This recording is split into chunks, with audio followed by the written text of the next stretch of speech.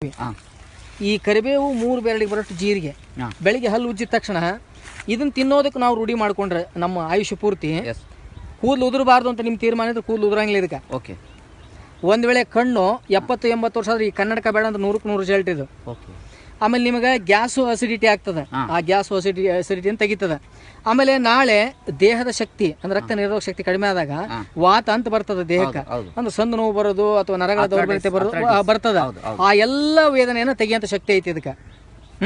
ಆಮೇಲೆ ಸಕ್ಕರೆ ಕಾಯಿಲೆ ಬಂದ ಮೇಲೆ ಅಥವಾ ಬರೋದಕ್ಕಿಂತ ಪೂರ್ವದಲ್ಲಿ ಆ ಸಕ್ಕರೆ ಕಾಯಿಲೆಯನ್ನು ನಿಯಂತ್ರಣ ಮಾಡುವಂಥ ಶಕ್ತಿ ಐತಿ ಇದಕ್ಕೆ.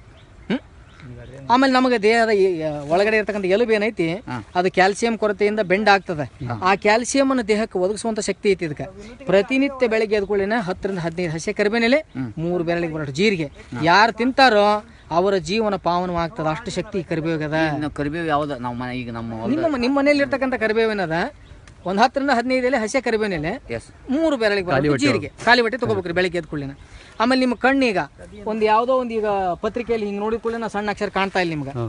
ಎಲ್ಲಿ ನಿಂತಿರೋ ಇವತ್ತು ಕಾಣಲಿಲ್ಲದಂಥ ಸಮಯ 2 ತಿಂಗಳು ನಿಂತಿಂದ ಅಲ್ಲೇ ನೀವು ಮತ್ತೆ ನೋಡಿದಾಗ ಆ ಅಕ್ಷರ ಕಾಣ್ಲಿಕ್ಕೆ ಶುರು ಆಕವು. ಅಷ್ಟು ಕಣ್ಣನ್ನು ಕ್ಲೀನ್ ಮಾಡೋಂಥ ಶಕ್ತಿ ಐತಿ ಇದಕ್ಕೆ. ದಯವಿಟ್ಟು ನಿಮ್ಮ ಸ್ನೇಹಿತ ಬಳಗಕ್ಕೆ ಎಲ್ಲರಿಗೆ ಹೇಳ್ರಿ, ತಾವು ಉಪಯೋಗ ಮಾಡ್ರಿ ಇದನ್ನ.